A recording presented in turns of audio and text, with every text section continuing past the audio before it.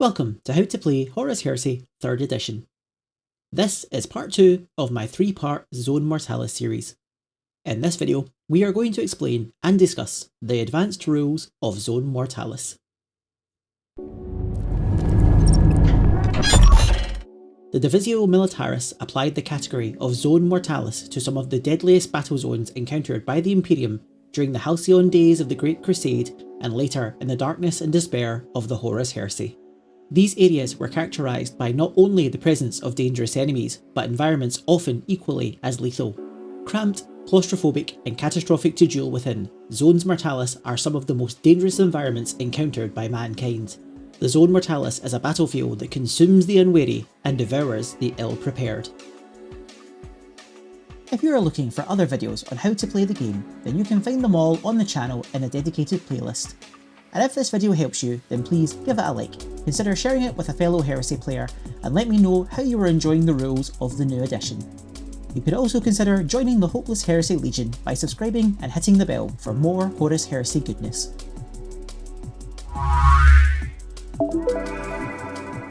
Zone Mortalis is a special mode of play for Horus Heresy 3rd Edition, allowing you to recreate tense, small-scale conflicts fought in the close confines of a city or a starship. A smaller scale version of the normally sweeping battles of Horus Heresy, Zone Mortalis battles are more intimate and often equally as bloody affairs. In the previous video, we covered the fundamentals of all Zone Mortalis engagements, and it is advisable for you to view that video before viewing this one. In it, you will find the core special rules and concept that this video will build upon. In this video, we will cover some of the more advanced rules of the game mode.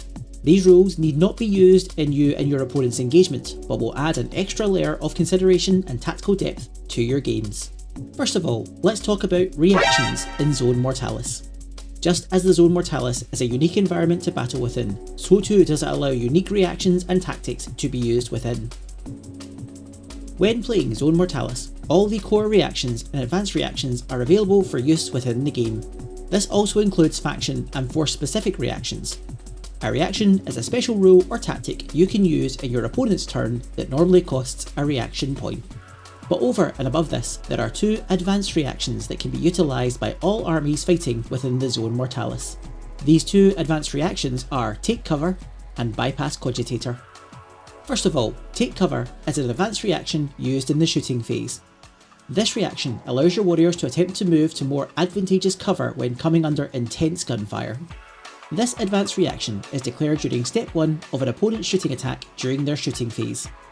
Step 1 is Select Unit. If an opponent selects one of your units as the target of their shooting attack, then that unit can use the Take Cover reaction. It costs 1 reaction point. Once you've declared the reaction, roll a d6 for that unit. Each model in the unit can then move up to the dice's value in inches in any direction. As this reaction occurs in Step 1 of the shooting attack process, it happens before your opponent checks line of sight and range, so it is possible to move out of line of sight or the range of your opponent's attack. If this occurs, your unit cannot be targeted and your opponent is free to choose another of your units for their shooting attack. Note that the unit does not need to move the full distance or move at all. Once the move is completed, then the unit immediately gains Shrouded 6+, which is a damage mitigation roll against the shooting attack.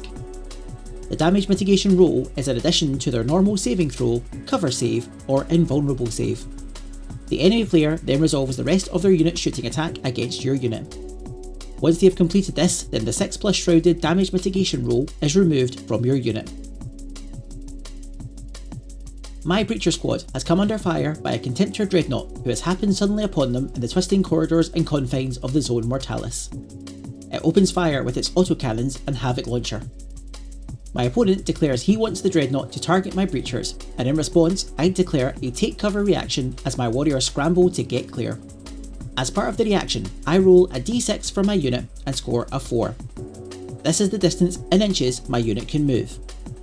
I move each model in the unit 4 inches, obeying all the rules for moving in Zone Mortalis environments. Now my movement is completed, my squad will gain Shrouded 6+. The Dreadnought opens fire, hosing my squad with explosive shells and missiles. My opponent completes his first fire group containing the autocannon shots, and then the fire group containing the Havoc launcher shots. All these shots from both weapons constitute 1 shooting attack. Against this, my Marines would get their 3+ saving throw, or a 5+ invulnerable save for breaching shots. And any of these that I fail, I would then get a 6+ damage mitigation roll. The squad loses a few Marines, but a lot less than if it hadn't reacted. After the Dreadnought has completed its shooting attack, my Breachers lose their Shrouded 6+. They would also still need to take any leadership checks from taking casualties or status checks, such as the Havoc Launcher's Stun 1 check. Finally, the Breachers would not be able to react again this turn. This is a great reaction in that it allows you to make an out of sequence movement, but also gives your squad a temporary damage mitigation roll. Not only is it good for trying to save your troops from heavy fire, but it can help you put some distance between you and your opponent, or even move closer toward them as well. The second advanced reaction is Bypass Cogitator. This reaction allows the more tech savvy of your forces to control the battlefield by opening and closing doors remotely, hampering the movement of your opponent. This reaction can only be used by models with the Battlesmith X special rule. It is used in your opponent's movement phase and it costs 1 reaction point. This reaction can be used if an opponent's unit ends their move more than 8 inches away from one of your Battlesmith models. Note, the Battlesmith model does not require line of sight of the enemy unit, simply that it is more than 8 inches away. If this is the case, then the Battlesmith model can use the Bypass Cogitator reaction. First of all, the enemy player completes the target unit's movement. Then, the reacting player chooses a number of doorways on the battlefield up to the value of X in their Battlesmith rule. If they are Battlesmith 2, then this is 2 doors. If it's Battlesmith 3, then it is 3 doors, and so on. Then, in any order they choose, the reactive player must pass an intelligence test for each doorway selected. If the test is failed, then nothing happens to that door, and the player then moves on to the next door. If the test is passed, then the doorway must change its state. If it was open, then this is changed to closed. If it was closed, then this is changed to open. Once all the required doors have had an intelligence test completed for them, then the reaction is complete. My opponent has moved his first unit on his first turn, ending their movement by opening a door at the end of the corridor. My savvy Mortificator has seen this through a hacked security camera, and I declare a Bypass Cogitator reaction. I pay 1 reaction point. I do not need line of sight of the enemy unit, simply that they are more than 8 inches away from my Mortificator. My Mortificator has Battlesmith 2, so now I can choose any 2 doors on the battlefield to attempt to change the state of. I choose a large door in my deployment zone to make my movement phase easier, and the door my opponent has just opened. I take an intelligence test for each door. My Mortificator has an intelligence of 9, so we'll need to roll 9 or less on 2d6 to pass each test. I pass my first roll, and the closed door in my deployment zone changes to open. I also pass my second roll, and the open door in my opponent's deployment zone is suddenly changed to closed. That would end my reaction. My opponent's squad is suddenly left facing a closed door once more that they'll either need to try and blow up or smash down this turn, or try to open again next turn. This is a huge reaction.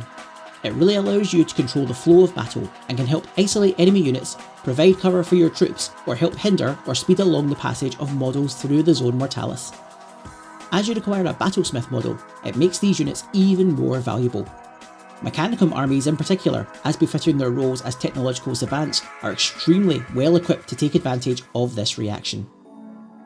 As the Zone Mortalis is so small and chaotic, armies and forces can often happen upon each other in the twisting conditions in corridors, springing ambushes and elaborate traps, smashing through bulkheads via Dreadclaw, or teleporting into battle using arcane and ill-understood technologies. In Zone Mortalis, how your forces enter the battlefield is even more important than regular Horus Heresy. As you close with the enemy incredibly quickly, you have even more control over how your forces deploy onto the battlefield. In Zone Mortalis, you follow all these standard rules for deploying your army, including deploying from reserves. You can place your units into reserves at the start of the game.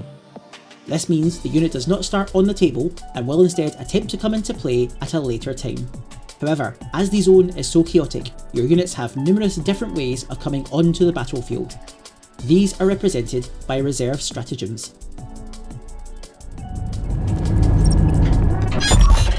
A reserve stratagem is the method that the unit will use to come onto the tabletop from reserves. They represent your models charging into the battle zone, cutting into enemy territory, or teleporting into the heart of the battle. For every unit you have in reserves, you first must choose a reserve stratagem to bring them onto the board. Once selected, you then must pass a reserves test for the unit on 1d6. Each unit can have a different reserve stratagem, but they must be chosen before you make any dice roll for that unit. First of all, the normal deep strike and outflank special rules are not used in Zone Mortalis. They function differently using the following reserve stratagems.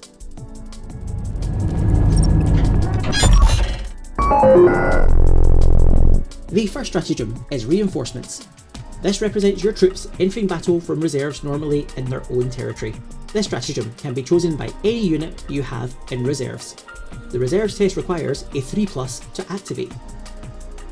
If successful, the player can leave the unit in reserves, or immediately bring them onto the battlefield on their own battlefield edge. Second, we have Forced March. This is your troops moving at a much higher pace in order to get into the battle quickly. However, moving so quickly through such a hellish environment can have a devastating mental effect on your troops. This stratagem can be chosen by any unit you have in reserves. The reserves test required is 2+ to activate.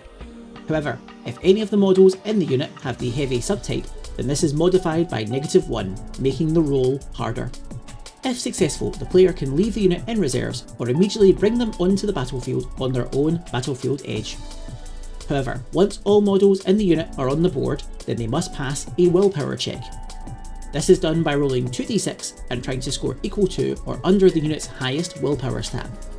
If successful, the turn continues as normal. If unsuccessful, the unit immediately gains the pin status.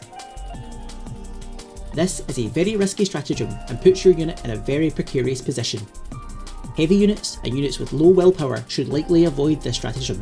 However, lighter units or units with high willpower can come onto the table much more routinely using this stratagem. Next, we have Encirclement. In the grim labyrinth of the Zone Mortalis, a canny force can often encircle their enemy, using hatches and access ways to quickly surround and cut off their enemy.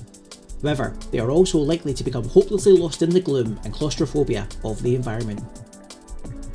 This stratagem can be chosen by any unit you have in reserves. The reserves test required is 4+ to activate. However, if any of the models in the unit have the heavy subtype, then this is modified by -1, making the roll harder. If successful, the player can leave the unit in reserves, or immediately bring them onto the battlefield on their opponent's battlefield edge. They should end their movement at least 1 inch away from any enemy models, and a charge cannot be declared from this reserves deployment. This is fantastic for getting right into your opponent's deployment zone and bringing some heavy firepower to bear right in the heart of their forces. However, as your forces need to move much farther outside of the battlefield to get into position, it is much less easy to implement than regular reserves, and again, heavy units will suffer from this. Finally, bear in mind that a charge is not possible the same turn you deploy from an encirclement. Next is Flanking Force. Your warriors bypass your own front lines and enter the battlefield deep in no man's land, all in a bid to put pressure on the unexpecting enemy. This stratagem can be chosen by any unit you have in reserves. The reserves test required to activate is 4+. However, if any of the models in the unit have the heavy subtype, then this is modified by 1, making the roll harder. However, if all models in the unit have the outflank special ability, then this can be modified by +1, making the test easier. If successful, the player can leave the unit in reserves, or immediately bring them onto the battlefield on one of the 2 flanking edges of the board. These are the board edges not on either player's side of the board. They should end their movement at least 1 inch away from any enemy models, and a charge cannot be declared from this reserve deployment. This is another excellent stratagem for getting deep into the battle zone, and one that rewards the use of lighter, outflanking units. Again, no charge is possible after deploying from reserves using this stratagem, so this should be borne in mind when using it. The final standard stratagem is Teleport Strike, a strategy made famous by the stalwart Terminator warriors of the Imperial Fists. Squads of heavy warriors are even more effective when they have the ability to teleport right onto the heart of the battlefield, bringing to bear the heaviest of weapons from quarters unexpected. This stratagem can be chosen by units in reserves that only contain models with both the infantry subtype and the deep strike special rule. Additionally, no models in the unit can have the anti-grav subtype. The reserves test requires a 3+ to activate. However, if the result of the reserves test is ever a 1, then the unit immediately suffers a catastrophic teleporter mishap and is destroyed entirely. Neither player scores any victory points from this, but for all intents and purposes, the unit has been removed as casualties. If successful, the player can leave the unit in reserves, or immediately bring them onto the battlefield following the rules of a standard deep strike. Units that deploy this way can deploy onto dangerous terrain and do not require a dangerous terrain test this turn, but will in subsequent turns. Finally, as with standard deep strike, no charge may be declared on the same turn that you deploy.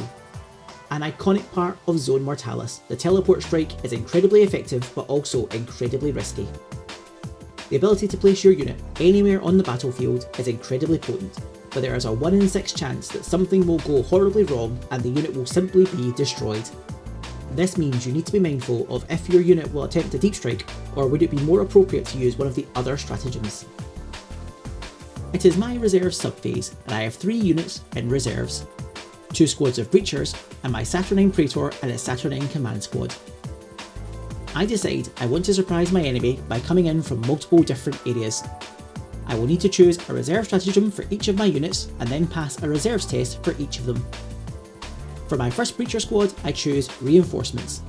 This requires me to pass a 3+ and allows me to deploy them on my board edge. I easily pass the test and bring my Breachers onto the board. They can then shoot and assault normally. For my second Breacher squad, I get a bit spicy and choose Encirclement. The test is normally a 4+, but my Breachers are heavy and find it a bit cumbersome getting into position. However, I roll a 6 and they come onto the table on my opponent's board edge.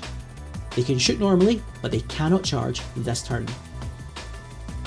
Finally, my Saturnine Praetor and a Saturnine Command Squad I want right in the centre of my enemy. As my Praetor has a Saturnine Teleport Transponder, the squad has the Deep Strike ability. As infantry, they can also use the Teleport Strike stratagem. This would let me put them anywhere on the board, then shoot, but not assault. I roll my reserves test, but disaster strikes and I roll a 1. The Saturnine's teleporters glitch and hurl them into the blackness of space. The unit is immediately destroyed and removed as casualties. It is a small comfort that my opponent scores no victory points from this at least. There is also another stratagem known as Mass Elevator, but this is used primarily in the Nexus of Ruin legendary mission, so we will cover that in the next video. As the battlefield of a Zone Mortalis is narrow and confined, the usual sweeping forces of combined arms of the Horus Heresy would be woefully ill-equipped to engage with or win the battles fought in these most brutal of environments. For this reason, smaller, more focused and very often more elite forces are sent into these hellscapes. When selecting your army for a Zone Mortalis game, you will set up your army the exact same way you would any other game of Horus Heresy 3rd edition. Although some unit types such as vehicles and flyers cannot be selected, you would still follow all the other standard steps of setting up an army. A standard game of Zone Mortalis is played at 1,500 points, but as with standard Horus Heresy, you can increase or decrease this to your liking. The game starts with choosing a primary detachment to begin building your army. As with the standard game, there is nothing to stop you from using the Crusade primary detachment as your jumping off point. However, Zone Mortalis introduces 3 brand new primary detachments for use in your games. Each one features a much broader range of units than the Crusade primary detachment, but a much reduced command staff to represent the smaller, more concise forces that usually go to war in Zone Mortalis battlefields. When starting your army, as your primary detachment, you can choose one of the following: the Zone Mortalis Strike Force, the Zone Mortalis Bulwark, or the Zone Mortalis Linebreaker. Each of these primary detachments follow all the rules for primary detachments, and both high command and command battlefield roles allow you to take further apex or auxiliary detachments when filled with appropriate units. Let's look at each of these detachments in detail. First of all, the Zone Mortalis Strike Force. This is the most balanced force, backed by a healthy amount of troops. It is designed to be flexible and hold ground. The primary detachment features 1 high command slot, 1 command slot, 2 heavy assault slots, and 4 troop slots.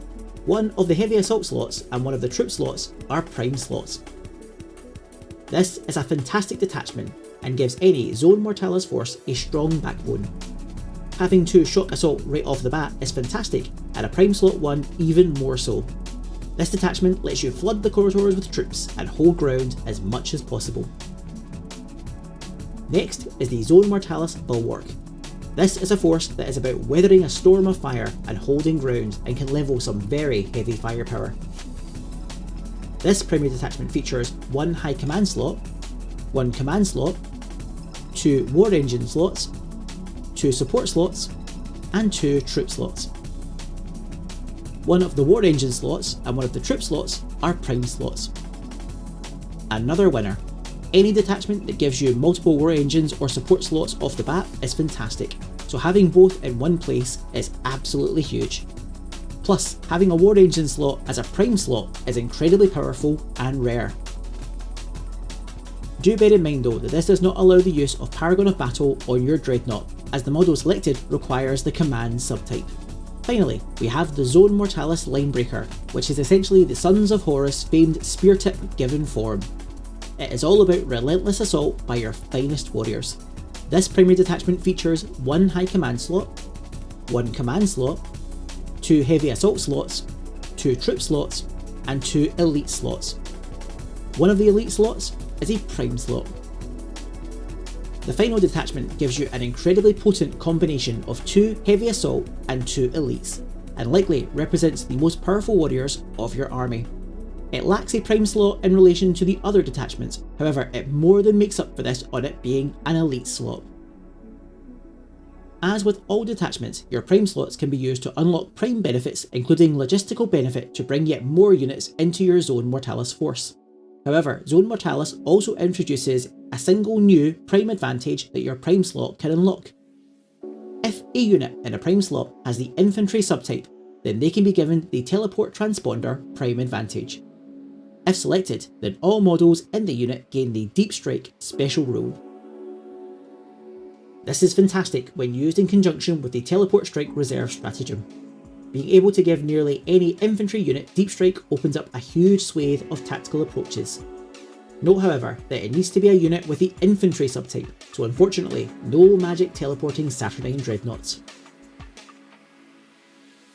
In the nightmare darkness of a Zone Mortalis, forces are sometimes forced to pick their way through the battlefield using only scanners and cogitators, wholly unaware of who or what they are fighting. Only the marching tread of distant footfalls and the constant blip of their own motion trackers give them any indication of the horrors that might lie ahead. All too often, enemies cannot be seen until they are right on top of you, and so all the forces of the Age of Darkness must rely on inaccurate heat signature scanners, grainy security footage, or even the maddening echoes of distant enemies to ascertain who or what is out there. To represent this uncertainty, we have the special rule, Unknown Enemies. This optional rule represents the sheer lack of knowledge each side holds on the other, and is one of the best and most tense ways to play Zone Mortalis. Both players should gather a number of blip counters equal to the number of units they have in their forces. If I have 5 units, I should have 5 blips. If I have a command or high command model attached to another unit, then this will count as the same blip as that unit. A blip should be a 25 to 40mm counter, preferably numbered. Each player should in secret assign one of the numbered blips to each of their units. I find it best to put a dice with a number next to each of my units so my opponent can see, but have the number on the corresponding blip on the underside of the blip counter so my opponent cannot see that. At the start of the game, do not deploy any of your forces, but instead deploy the blip markers in their place. If you have multiple units in reserves, then make sure these also have blip counters. During the battle, each blip should be moved as if it was one of the models in the unit. It can only be moved as far as the slowest model in that unit. Otherwise, it follows all other rules as if it were the unit itself. Opening doors, confined space, hazard checks, leadership and kill checks, and reserves tests. Then, once a blip moves into an area where it has line of sight on another blip or enemy unit, then the blip should be replaced with the corresponding unit. starting with the active player, swap the first model in the exact location of the blip, and then form the rest of the unit up in unit coherency but no closer to the enemy or blip that triggered the switch. Two blips are moving down a corridor that currently has the Abyssal Darkness special rule. My blip represents a 20-man tactical squad led by a Centurion in Cataphractii Terminator armour, but I have no idea what my opponent's unit is. In my movement phase, I move my blip toward a T-junction, keen to slip by the enemy unnoticed. Although my squad can move 7 inches, I can only move the blip 6 inches. This is because the slowest model is the Centurion, and the blip must move the slowest distance. I reach the T-junction, and my blip is 10 inches away from the enemy blip. In the Abyssal Darkness, I'm safe for now. In my opponent's turn, however, the emergency generators for the section suddenly kick in, and the lights come back on. The area loses Abyssal Darkness, and suddenly both blips have line of sight on each other. My opponent swaps their blip with its corresponding unit, a 9-man strong unit of Charonite Ogrins, all armed with a vicious array of close combat weapons. They place the first Ogrin on where the blip counter was, and then each subsequent model in unit coherency behind it. I then do the same with my unit, swapping my blip with my Centurion, and then placing the tactical squad in coherency behind him. The lack of tactical knowledge seems to have doomed my poor tactical squad, who are charged by the Ogrins this turn and slaughtered.